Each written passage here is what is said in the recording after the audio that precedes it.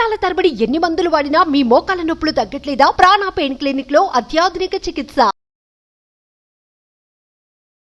నమస్కారం అనిల్ సింగ్ గారు. నమస్తే శిరీష. సో సార్, ఇప్పటి వరకు మనము ఇన్వెస్ట్మెంట్ అంటే చాలా వరకు కూడా ఎక్కువగా ఆలోచించేది, ఎవరు తెలిసినా తెలియని వాళ్ళైనా బ్యాంక్లో ఎఫ్డి పెడితే మనం ఇన్ని సంవత్సరాలు కనుక పెడితే దాంట్లో రేట్ ఆఫ్ ఇంట్రెస్ట్ ప్రకారంగా మనకి ఇంత వస్తుంది అని ఆలోచిస్తూ ఉంటారు.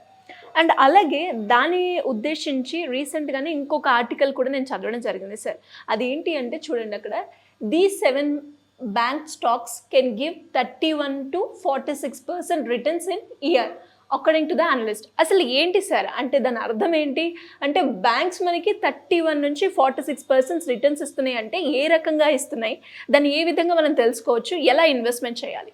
Great question Sirisha. ఇన్ఫ్యాక్ట్ ఇది చాలా ఇంపార్టెంట్ అండి. మీరు అన్నట్టుగా మన అందరు ఫ్యామిలీస్లో ట్రెడిషనల్ సేవింగ్స్ పద్ధతులు ఉన్నాయి. Yes, that is fixed deposit number 1. Correct. అది చాలా ట్రెడిషనల్. ఎంత ట్రెడిషనల్ అంటే అందరి మైండ్లో పాతుకుపోయిందా. అవును బాబు, నువ్వు పెద్దగా అయ్యావంటే నాన్న బ్యాంకులో డబ్బులు దాచుకో, నీకు ఇంట్రెస్ట్ వస్తుంది, నువ్వు సేఫ్ ఉంటావు. అయితే అది ఒక కాలం మాట. అవును, అంటే అప్పుడు దూరదర్శన్ కాలం అనమాట. ఇప్పుడు మనం గూగుల్ ప్రపంచంలో, ఆర్టిఫిషియల్ ఇంటెలిజెన్స్ ప్రపంచంలో ఉన్నాము. ఒక మనిషి ఎదురుగా నిలబడ్డేవాడు ఎంత అబద్ధాలు చెప్తున్నాడు, ఎంత నిజం చెప్తున్నాడు అన్న విషయం మీరు అప్పటికప్పుడే ఒక ఫోన్లో టైప్ చేసుకొని మీరు ఆ నిజాన్ని తేల్చేయచ్చు. అంటే మనం అలాంటి ప్రపంచంలో ఇప్పుడు ఉన్నాం. Because the information is on your finger tips అనమాట. మీరు కూర్చున్న చోట్లోనే ఒక సెకండ్లో మీరు చెప్పొచ్చు ఇది నిజమా కాదా అన్నది.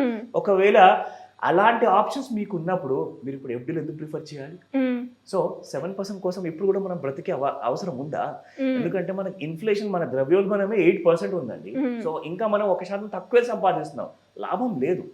సో జనాలు కూడా చిన్న చిన్న రిస్కులు తీసుకుంటున్నారు.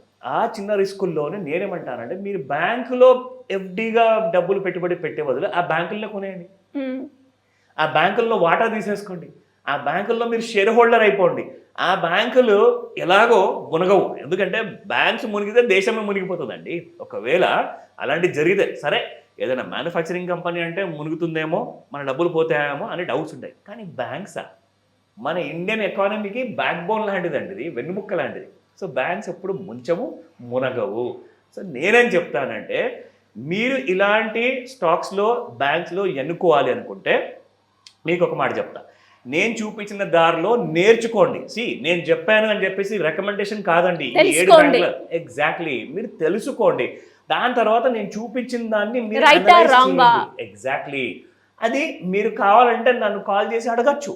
బట్ ఫస్ట్ మీరు చూసి నేర్చుకోండి దయచేసి. నేను చెప్పింది రికమెండేషన్ కానే కాదు. ఓకేనా? Let's go to the banks names. So ఇక్కడ నేను మీకు చూపిస్తున్నాను శిరీష, ఇది చూడండి. ఆ బ్యాంక్స్ అప్సైడ్ పొటెన్షియల్ అక్కడ పైన 7 స్టాక్స్ గురించి అని చెప్పేసి ఇంతకు ముందుకు మీరు చదివారన్నారు. సో అక్కడ నుంచి మనం తీసుకుంటే ఆ 7 బ్యాంక్ పేర్లు ఇవ్వండి. సో ఇందులో bank of India, Karnataka bank, DCB bank, CSB bank, union bank of India, Canara bank, federal bank last. ఓకేనా? కానీ రికమెండేషన్ కాదు, చూసారు కదా అని చెప్పి దూకి మరి కొనకండి. నేనేమంటానంటే మీరు కూడా సాటిస్ఫై అవ్వాలి, మీకు కూడా ఒక క్లారిటీ కావాలి. డబ్బు మీది, సో రిస్క్ కూడా మీదే, ప్రాఫిట్ కూడా మీదే. సో నేనేమంటాను, 1-2 సార్లు ఆలోచించి మన ఇన్ఫర్మేషన్ ని కూడా మనం ఇస్తున్నాం, ఎవ్రీథింగ్ క్లారిటీ ప్రకారంగా. ఇంకా మీకు డౌట్స్ ఉంటే ఇంకా కూడా మీరు రీసెర్చ్ చేసుకోవచ్చు. డెఫినెట్లీ. నా ఇప్పుడు మీకు చూపిస్తాను శిరీష, ఈ బ్యాంక్స్ ని మనము రీసెర్చ్ చేస్తుంటే 2024 కంటే ముందే మనకు కొనే ఆపర్చునిటీ వచ్చేదా ఒకవేళ హోంవర్క్ చేసుకొని ఉంటే? అది మీకు ఎగ్జాంపుల్ గా చూపిస్తా. నా ఫస్ట్ బ్యాంక్ ఇక్కడ బ్యాంక్ ఆఫ్ ఇండియా ఉంది శిరీష.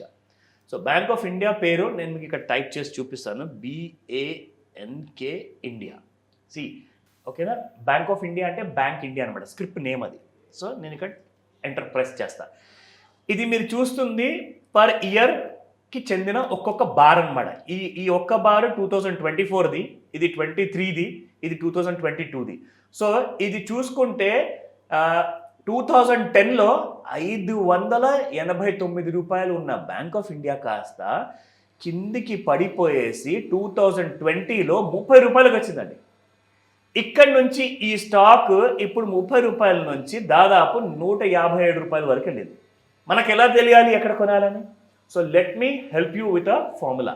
సో ఇక్కడ మనము ఫార్ములా అప్లై చేసిన తర్వాత మీకు ఇక్కడ తెలుస్తుంది ఎక్కడ కొనాలి. చూడండి, ఎగ్జాక్ట్లీ మనకి 2000 కాదు, ఐ థింక్ 2001లో 9 రూపాయల్లో ఉన్నప్పుడు ఇక్కడ బ్లూ కలర్ ఇండికేటర్ వచ్చింది. ఇక్కడ కొంటే 9 రూపాయలు 589 రూపాయల వరకు వెళ్ళింది. కానీ మళ్ళీ కొనమని చెప్పేసి ఎక్కడ చెప్పాలా, ఇదిగోండి ఇక్కడ కొనమని చెప్పింది 2016లో. దాని తర్వాత 2021లో ఇచ్చిందంటే 47 రూపాయల్లో. మళ్ళీ మనకి ఈ సంవత్సరంలో కూడా ఇస్తుంది, బై చేసుకోండి అని చెప్పేసి ఏది 109 రూపాయల్లో కూడా ఉన్నాను. కానీ బై చేసుకోండి అంటే కొనమని నేను చెప్పట్లా. మీరు మీ హోంవర్క్ చేసుకుంటారనే నమ్మకంతో మిమ్మల్ని ఈ అవేర్నెస్ వీడియో నేను చేస్తాను. అయితే నెక్స్ట్ స్టాక్ వీడియోకి వెళ్దాము. Karnataka bank KTK. సో ఇది రెండో బ్యాంక్ శిరీష. ఇక్కడ మీరు చూడండి, ఈ స్టాక్ మనకి 51 రూపాయల్లో 2001లో వచ్చే 2021లో ఇస్తే 51 రూపీస్లో ఈ స్టాక్ ఇప్పుడు మీకు 286 రూపీస్. అది చెప్పడానికి కారణం ఏంటంటే వీళ్ళు రీసెర్చ్ చేసి ఎకనామిక్ టైమ్స్ న్యూస్ పేపర్ వాళ్ళు ఇప్పుడు కొనుక్కుంటే ఇక్కడ నుంచి కూడా మీకు 31% నుంచి 46% వస్తుంది అంటున్నారు. మీరు ఒకవేళ ఈ ఫార్ములాస్ని మా దగ్గర వచ్చి నేర్చుకొని ఉంటే ఈ ఫార్ములాస్తో మీరు కొనుక్కోవాల్సిన షేరు 4 సంవత్సరాల ముందే అక్కడ నుంచి మీరు ఈ పార్టీకి 40% కాదు 400% మీరు సంపాదించేవాళ్ళు 4 సంవత్సరాల్లో. సో ఇలాంటి ఎగ్జాంపుల్స్ చాలా ఉన్నాయండి, మీ అందరు చూపించాలి అంటే. కానీ ఎంతమంది నేర్చుకోవడానికి రెడీగా ఉన్నారు అది ప్రశ్న. ఖచ్చితంగా సార్, మీరు చెప్తూ ఉంటే కొన్నిసార్లు మనకి తెలియని సందర్భాల్లో కొన్ని సిచ్యువేషన్స్ ఫేస్ చేయాల్సి వస్తూ ఉంటుంది సడన్గా. అంటే ఇంట్లో సడన్గా ఎవరికైనా మన ఫ్యామిలీ మెంబర్స్కి అయినప్పుడు ఎమర్జెన్సీ పరంగా, మెడికల్ పరంగా, ఫైనాన్షియల్గా మనం ఎప్పుడైతే స్టేబుల్గా ఉండమో ఇలాంటి సిచ్యువేషన్స్ వచ్చినప్పుడు మన టెన్షన్, స్ట్రెస్, అప్పులు కూడా ఇలాంటి బారిన పడాల్సిన అవసరం వస్తూ ఉంటుంది. అండ్ ఇంట్రెస్ట్ తెలియక ఇంట్రెస్ట్ రేట్లు ఎక్కువైపోయి ఇంకా మన ఇల్లు తాకట్టు పెట్టడము, మన దగ్గర ఉన్న గోల్డ్, ఇవన్నీ చేస్తూ ఉంటాం. అలాంటి అవ్వకూడదు అంటే ఖచ్చితంగా మీరు చెప్పే ఇన్వెస్ట్మెంట్ ప్లాన్స్ ఏదైతే ఉన్నాయో వాటిని చూడడమే కాకుండా దాని గురించి మీరు అన్నట్టుగా రీసెర్చ్ చేసి 1-2 సార్లు చెక్ చేసి కనుక మనం ఇన్వెస్ట్ చేస్తే ఖచ్చితంగా అందరూ కూడా ఒక ఫైనాన్షియల్గా ఇండిపెండెంట్తో పాటు ఫైనాన్షియల్ ఫ్రీడమ్తో ఉంటారు. కరెక్ట్ అండి. ఒక్కటే మాట, మీ దగ్గర ఈ రోజు ఒక సంపాదన వస్తుందంటే మీరు నేర్చుకున్నారు కాబట్టి, చదువుకున్నారు కాబట్టి మీకు ఆ సంపాదన వస్తుంది. ఇది కూడా జస్ట్ నేర్చుకుంటే మీకు ఇది కూడా వస్తుంది డెఫినెట్గా సార్. అండ్ అవన్నీ మనం చదువుకుంది ఒక లాభం కోసం ఒక దాంట్లో ఇన్వెస్ట్మెంట్ చేయడం, లేదంటే శాలరీ పరంగా మనకు ఉంటుంది. కానీ ఈ సబ్జెక్ట్ ఎప్పుడైతే మనం నేర్చుకుంటామో ఆర్థికంగా చాలా లాభంగా ఉంటాం.